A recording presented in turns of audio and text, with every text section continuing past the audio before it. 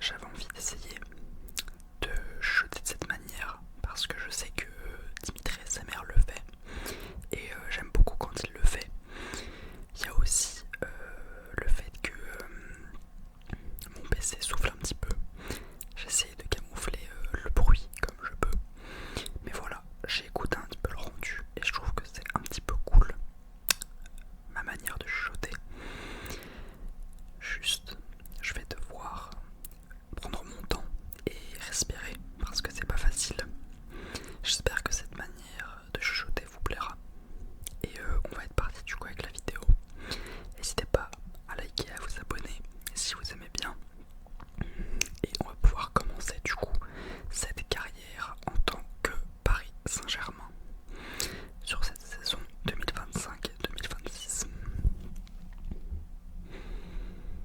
On commence tout simplement avec un budget transfert de 232 millions d'euros, ce qui va nous permettre de pouvoir faire pas mal d'actions normalement dans cette carrière.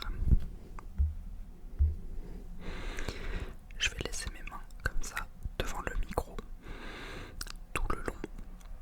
Je pense, j'entends mon PC qui souffle derrière. J'espère que c'est pas trop dérangeant. Vous voyez un petit peu mes doigts. On continue par du coup les ventes et les achats. Pour cette carrière, je voulais faire une carrière court terme, c'est-à-dire un one shot, une saison. C'est pour ça que je ne mets pas de recruteur jeune, ça ne sert à rien, c'est inutile. Pour ce qui est donc des ventes de joueurs, attendez, je regarde juste si ça filme, parce que j'ai peur. Ouais, c'est bon. Pour ce qui est donc de la vente de joueurs, j'ai seulement eu besoin de vendre Fabian Ruiz, le milieu central espagnol de 29 ans, avec quand même 85 de général. Je l'ai vendu à 72 millions pour Newcastle. J'avais besoin, on va dire, d'un meilleur joueur, même si Fabian Ruiz reste bon. En tout cas, dans un concept de carrière, il faut un meilleur joueur que Fabian Ruiz. En tout cas, c'est le joueur à changer, je pense. Il fallait un joueur un petit peu plus jeune sur le papier, parce que bon, Fabian Ruiz, il a 29-30 ans, ça commence à faire. Et il me fallait aussi un petit peu d'argent pour financer d'autres transferts du club.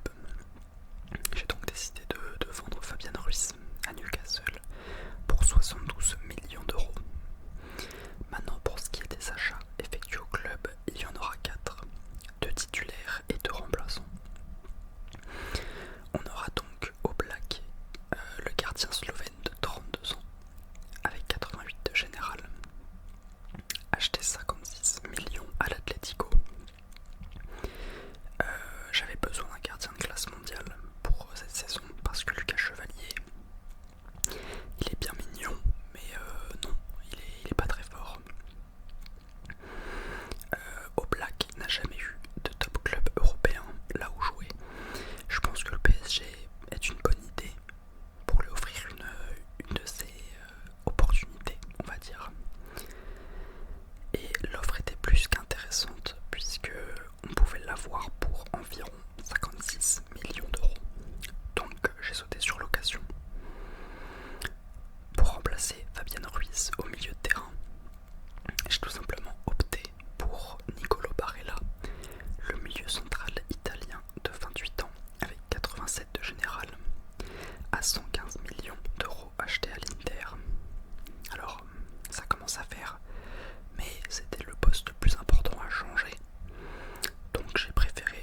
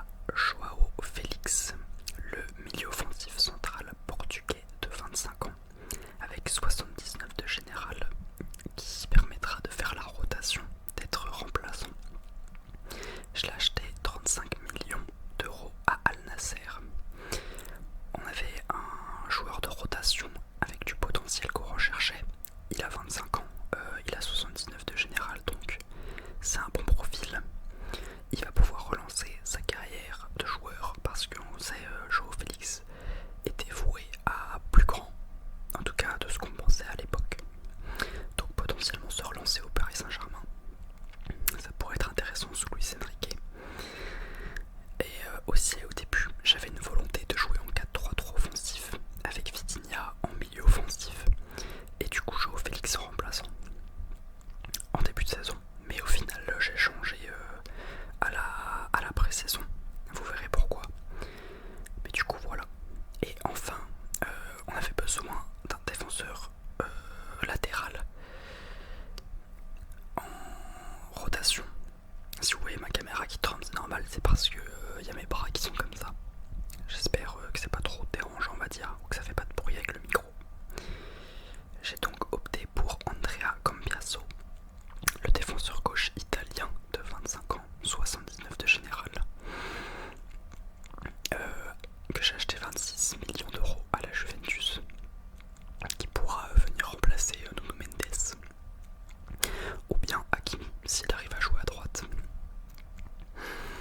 On avait tout simplement besoin d'un joueur de rotation solide qui peut avoir une évolution intéressante et italien comme Barella, ce qui peut faciliter l'intégration, mais là c'est vraiment pour le côté réaliste, on va dire, et encore.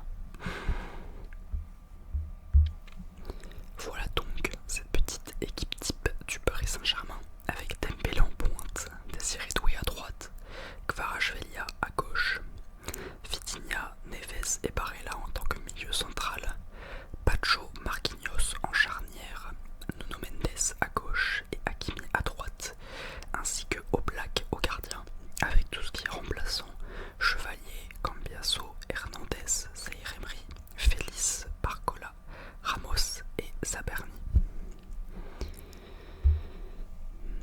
Pour ce qui est de l'objectif du club dans cette saison, je pense que vous l'avez vu au titre à la miniature, c'est tout simplement le triplé, la Ligue des Champions, la Coupe de France et le championnat, mais aussi remporter la Super Coupe d'Europe et le Trophée des Champions, autrement dit, tout gagner.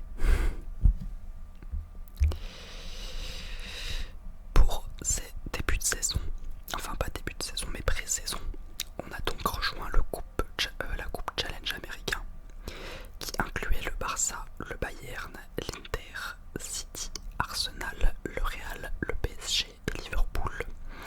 Nous finissons à la 7ème place avec 2 points, 2 nuls, une défaite, ce qui est vraiment pas une très bonne nouvelle comparé à ce qu'on aimerait atteindre cette saison. Mais c'est un challenge de pré-saison, c'est pas alertant, surtout quand on voit les gros noms qu'il y a, c'est la crème de la crème européenne. Je vous fais donc la voix off pour les commentaires car c'est beaucoup plus pratique pour moi. Nous avons donc Tottenham qui a la première occasion du match. Ils construisent sur le côté gauche. Ils construisent pour la frappe de Solanke qui était au centre mais c'est bien capté par Oblak. Deuxième occasion pour Tottenham qui domine un petit peu légèrement ce match. Ça va passer sous les jambes de Marquinhos. Frappe de Solanke encore une fois mais Oblak qui répond présent. 52e minute, frappe côté droit de Dembélé qui croise sa frappe. Il ouvre le score dans cette super coupe d'Europe. Tottenham n'arrivera pas à se relever et le PSG est champion. Pour ce qui est des matchs de Ligue des Champions, pour comment on appelle ça, cette poule, pas cette poule, ces matchs de qualification on va dire, je crois que c'est ça le nom. Nous finissons à la 16e place avec 3 victoires, 3 nuls, 2 défaites, ce qui est plutôt positif. On finit avec 12 points, 10 buts marqués, 9 buts encaissés. On a galéré jusqu'au 5e match. On était au bout du 5e match à genre 6 points, ce qui n'était pas énorme. Ou je sais plus on était à combien, mais en gros on était assez faible. On était à la limite de ne pas jouer la LDC tout simplement, de ne pas jouer ces playoffs ou ces 8e. Au final on s'est bien rattrapé sur ces matchs suivants. Et on a réussi à se placer à la 16e position.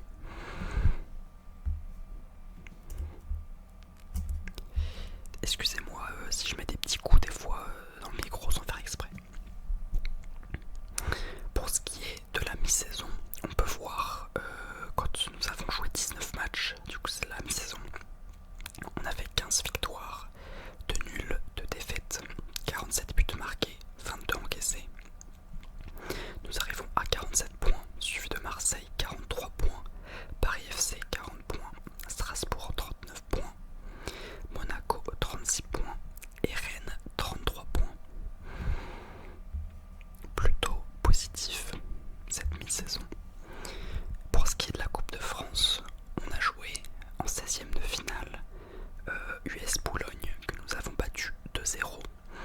suivi en huitième de finale du LOSC qui nous bat 2-1 chez eux.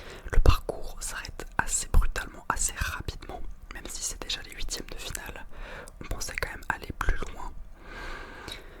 On a déjà un objectif qui ne peut pas être atteint, surtout ce qu'on doit faire. On en a deux, mais vous avez compris, c'est dommage. Mais bon,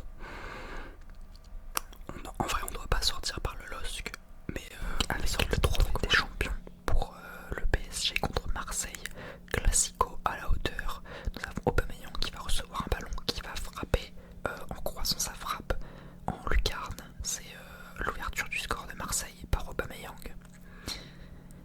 Nous avons une deuxième occasion avec Dembélé qui va faire une frappe rasante en croisant aussi sa frappe. Il égalise pour le Paris Saint-Germain.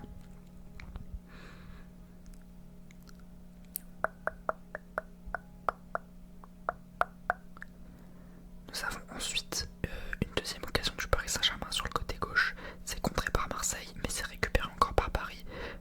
Le but de Barella, en pleine surface. C'est le but potentiellement de la victoire pour le Paris Saint-Germain.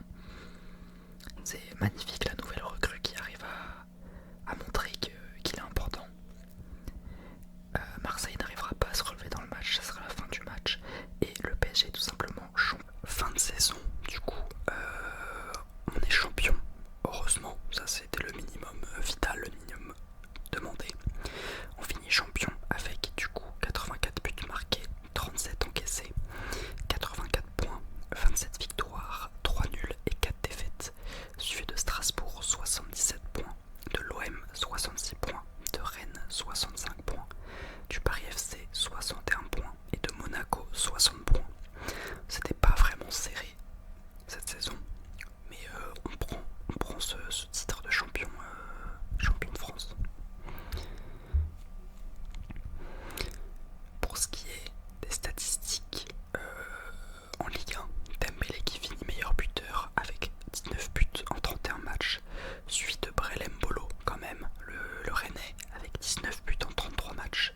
Désiré Doué aussi côté droit qui fait une très très grosse saison, 19 buts en 34 matchs. Ludovic Ajorc avec Brest, assez intéressant, 17 buts en 27 matchs. Et Issa Soumaré, 16 buts en 34 matchs avec Le Havre, intéressant. Pour ce qui est des passes décisives, c'est Vitinha qui est leader en Ligue 1 avec 13 passes D en 34 matchs, suivi de Sébastien Nanasi avec Strasbourg, 10 passes D. Taylor Morton, 8 passes D avec l'OL. Emile Hochberg, 8 passes D avec l'OM. Et Pathé Mboup avec 8 passes D avec Brest. Plutôt pas mal, on a quand même de belles surprises. Des clubs qu'on ne s'attend pas forcément à voir dans les top passes et buts en Ligue 1. En tout cas, à mon avis. L'équipe de la saison, vous la voyez, à l'image de ses buteurs et de ses passeurs. On a pas mal de têtes assez intéressantes, avec tout simplement en pointe Le Paul et Mbolo qui sont dans l'équipe de la saison. Nous avons Jansson à gauche, Nanasi en milieu central, Vitinha et Désiré Doué à droite. Nous avons Nuno Mendes et Hakimi les deux latéraux dans cette Team of the Seasons. Et on a Merlin et Seydou en charnière avec Rennes. Donc Rennes qui est mis à l'honneur, ainsi que Paris, et un joueur de Nice et un joueur de Strasbourg. Et au gardien, on a Oblak tout simplement. Pour vous débriefer ces objectifs, du coup, on a eu la Coupe de France, on a eu le trophée des champions, donc ça c'est réussi. La Super Coupe d'Europe, on l'a eu, donc on a un objectif réussi sur deux.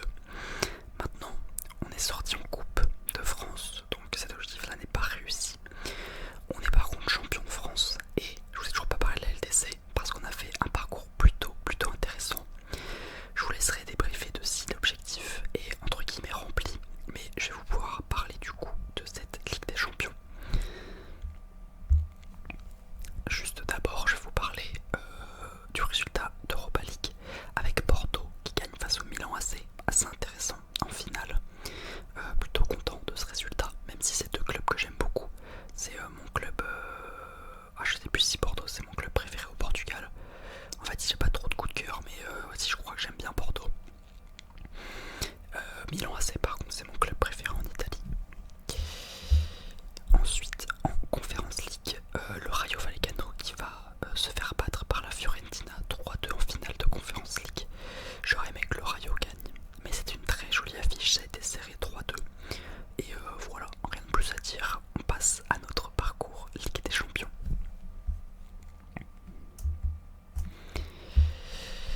Ça a été plus que chaud. On a eu en playoff du coup Copenhague qu'on a battu 4-2. On s'est fait une frayeur à l'aller où on a pris 1-0, mais on a su revenir et gagner 4-1 au retour.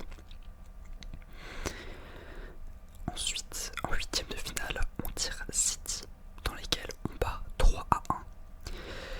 Très très bonne performance. Ensuite en quart, on tire l'Inter. Donc là vraiment on tire que du gros poisson. En quart, on bat l'Inter 5-1. C'est les